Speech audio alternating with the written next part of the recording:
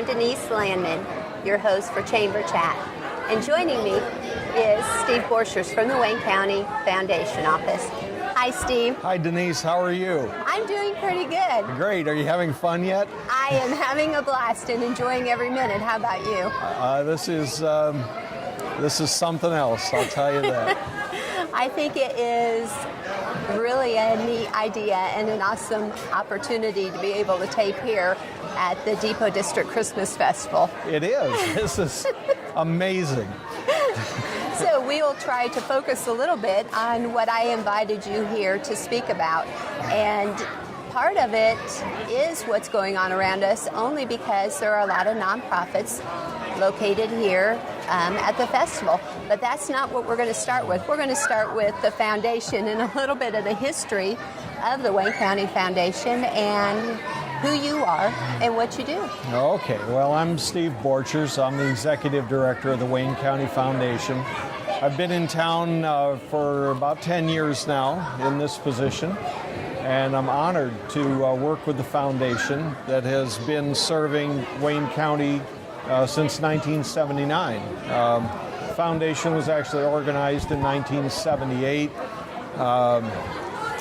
but from that time forward, we've been instrumental in helping to bring together private charitable dollars to support the greater public good. And we do that in a number of ways, and we hope in some tax-effective ways to encourage donors to consider place-based giving as part of what they're all about and perhaps leave a legacy. We try and bring together different sources of funds and different people and to leverage dollars to really make a difference where we are and where we live and with the things that happen all around us, a lot of which are provided by our area's not-for-profit community. So, and I think you mentioned the Community Foundation. This year, the Community Foundations are celebrating a 100-year anniversary, correct? This is the 100th anniversary of Community Foundations. It was started in 1914 in Cleveland, and today there are more than 1,827 community foundations around the world. Interestingly enough, 75% of them were established in the last 25 years. So the Wayne County Foundation was a little ahead of that curve, but we're right in there with the mix. It's been a growing kind of a movement, both in the United States and around the world. I think that's people continue to focus more on communities, and you see that in the growing number of foundations, because the foundation, a community foundation, actually impacts its local community, correct? Right, yeah, that's actually part of the definition of community foundation is that there's a defined service area. And so some service areas are larger than others, but a county is the size that we've kind of adopted here in Indiana, and one that works really pretty well in terms of getting people involved with knowing what's going on in the community, knowing what can be effective, and understanding how to apply dollars that are have been entrusted to us to try and make a difference where we live. And the Wayne County Foundation does make a huge difference. Let's see, one of the things that you had wrap up just recently was a match, a community match? Yeah, the Challenge Match initiative. Yeah. And we're pretty happy with that. The Challenge Match started 4 years ago initially, really been running 3 years now in its current configuration. And it was an opportunity for us to do three things. One is we wanted to encourage philanthropy in the community, which is part of our mission. So we wanted to get more people involved and more people talking about that. We wanted to find a better way to provide operating dollars to local not-for-profit organizations, because in our competitive grant-making cycles, we weren't very well geared for that. We didn't have a very good mechanism for doing that, so we wanted to improve that. And thirdly, we wanted to try and give the community a better way to tell the foundation how we should be spending our dollars. Yes. And to get the community more closely aligned with telling us what's important to them. And so it became a mechanism for our funding to follow community interests. And this year was the largest one we've done so far. We had more than 40. We had 40 organizations participate, and collectively they raised $772,500 in a 10-day period of time, which leveraged $231,300 from the foundation and our match partners who also participated in this, for what is a total benefit to the community of just over $1 million. Wow, that is an amazing amount of money. Well, and the thing is that it can be used for what's most important to those organizations and the work that they are doing. So there isn't a strong restrictive guideline on those funds. Not really, and no. A lot of nonprofits have to really look at how they use their funds, and a lot of times the funds that they receive cannot be used for any kind of administration. Right. And we all know that it takes somebody to run the nonprofits to make them productive and to give them the capability to have the impact that they need to. Yeah. So this really targets an area that is in need. Yeah, we were really happy because this year a number of organizations, three I believe, found large donors to match the match. Wow. And so the Boys and Girls Club and the Symphony especially were effective in this kind of an approach. And this is what we asked them to do. We wanted organizations to find a way to best leverage what little we could provide. You know, how can you make the most of the opportunity is what we asked them to do. And some of them just absolutely hit it out of the park. Wow, that is really neat. It's surprising to see the impact and the results of something like this. Yeah, in fact, you could say all of them really hit it out of the park, because for the first time, every one of the participating challenge match organizations achieved their goals. Wow. Yeah, or exceeded them. Of course, they would have had to, a lot of them would have had to exceed their goals. Right, yeah, they did. We talked earlier, though, about $1 million in another area, too, and I was just very surprised that I was sitting with you and talking about millions of dollars, not hundreds of dollars. So tell us a little bit about that other large area of money that is accessible. The foundation we were very surprised to receive an opportunity from Lilly Endowment this year. Lilly is making available $1 million to the Wayne County Foundation, assuming we can go out and match it with certain kinds of gifts. The way we've decided to structure this will be around endowed funds. And so gifts into unrestricted endowed funds will be matched dollar for dollar, and gifts into discretionary endowed funds, which are restricted in some way or another, have some conditions put on them, will be matched 50 cents on the dollar. But either way, it's a tremendous opportunity to, once again, leverage the power of philanthropy, because an endowed fund is a permanent fund, and it really provides benefit for years and years and years in the community.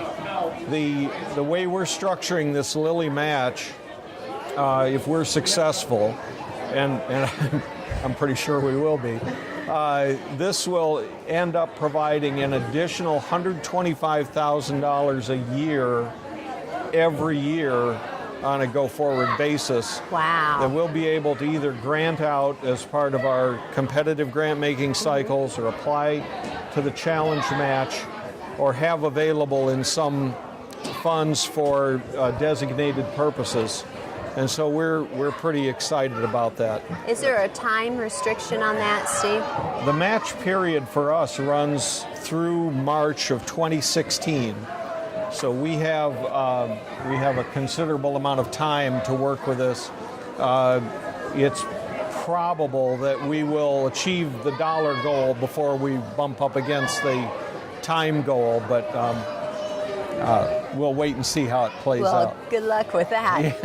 And I don't think you need good luck. I think that you'll be able to do that through persistence and the goals that you hold. Yeah, luck is the residue of hard work, and this community works hard.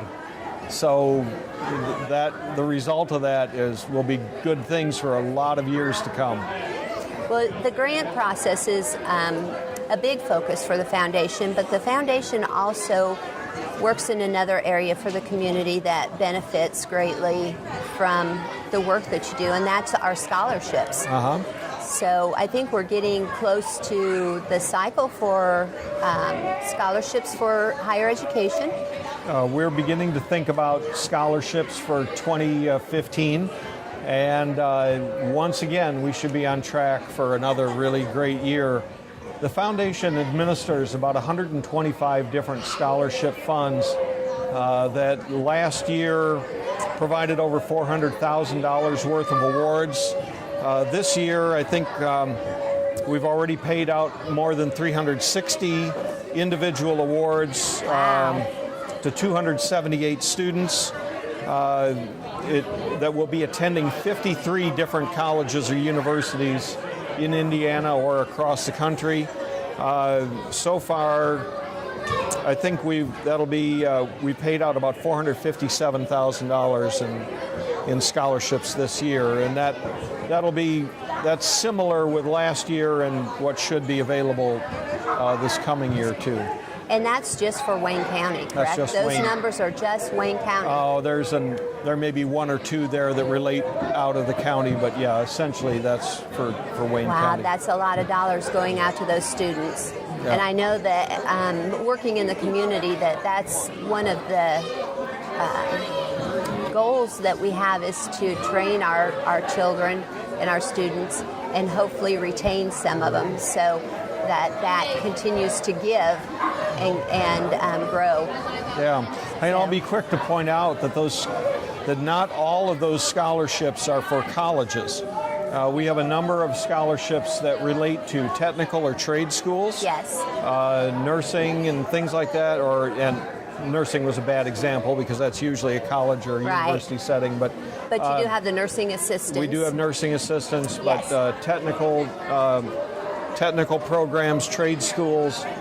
We even have one opportunity that relates to individuals that have gone back to school, who did not graduate high school in the traditional time frame, go back to school, graduate from the Excel Center or get their GED. That award makes them eligible for technical training at Ivy Tech, and would even pay for the certificate testing, for example. So if a student is motivated to go back and invest in themselves and has the ability to go back and get their high school diploma or its GED equivalent, there are opportunities there that will allow them to even continue their education even further. So it does give them scholarships and the opportunity that they can take advantage of now. So, and that's... You've been involved with internships. Yes. We're beginning to have some conversations with some different people about getting involved more with that and making some additional dollars available for internships. So that's something that could be on the horizon. That is a growing opportunity. Internships were popular for a short period of time and that I can remember, and I think they were more like an apprenticeship. And the internships now, a lot of employers are looking at people who have served internships and using that as almost job experience that they don't usually have the opportunity to get until they're through school. And they get that. So the internship and the programs that are starting to evolve in that direction are a unique opportunity and a great benefit. And I know that Wayne County is very active in the internship program and keeping it motivated in a positive and upward direction. So yeah. I was going to say, we've talked about endowed funds, which are the sort of the central part of what a community foundation does, is manage these permanent funds. And I want to make a couple of points about that. One is that the power of an endowed fund happens over time. And here's a really good example. We had a scholarship fund established at the foundation in 1994. It's the William J. Kramer Trust. And we picked this because it's a really good example to illustrate how endowed funds can work over time. That fund was established with us to help Richmond High School graduates pursue studies in technical fields or teaching. And the fund was established with a little more than $287,000 at the time. In those intervening 20 years now, we have awarded more than $330,000 worth of scholarships, and the fund balance is still over $430,000. So you get the idea that we've distributed more than was originally placed into the fund, and the fund has grown to be more than what it was initially. And so it's this power of the endowed funds over time where they really make a sustained difference in the community. But the other point to make on this is that to be effective, the foundation can help donors be effective with their charitable interests, and you don't have to be a Bill Gates or a big donor. You don't have to have $287,000 laying around to make a difference, because we're able to combine lots of smaller gifts, which we do every year, and put into our, let's say, an unrestricted endowed fund, which benefits the community in a whole lot of different ways, with all the different kinds of grants we make, whether it's for education or arts or human service needs or animal interests or the environment or those kinds of things. We're able to take those smaller gifts and essentially leverage them, invest them together, grow them together in order to make distributions over time. And in fact, right now, those smaller gifts qualify for the Lilly match dollars that I talked about earlier too. Nice. So there's no restriction on how big a gift has to be. If it's going into an endowed fund, we can leverage it with the power of those Lilly dollars. So if I come to you, which I would, if I wanted to give $100 this year, I could come to you and ask you, Steve, could you put this towards the arts in Wayne County?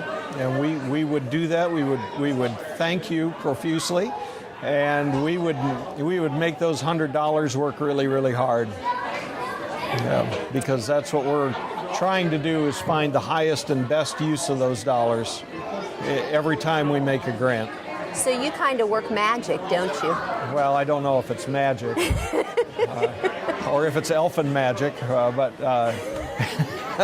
we do the best we can. We might find an elf walking around here. We can ask him if he'd... Bet you will find an elf walking around. Yes. And I'll bet he's magic. I won't deny it or dispute it. And I won't tell you that I have seen Steve Borchers when his ears are a little pointed. Well, Go ahead, deny it, Steve. I will deny that. But will they believe you? I'm hoping they don't. I don't know. I've seen some magic work, and when you can take $250,000 and make it grow to over $1 million, I'd say there's a little bit of hard work and magic, both in that. We just provided the opportunity. It's all of the participating organizations that put the hard work into that. They're the ones that made it magic. So there are other people with that bit of magic besides you. A lot of other people working really, really hard. I think they mask it with the magic because we know, you and I, and a lot of other people, that it is a lot of hard work. Thank you so much for being here this evening. And Thank you. for being a part of what's happening and making Chamber Chat special. Thank you.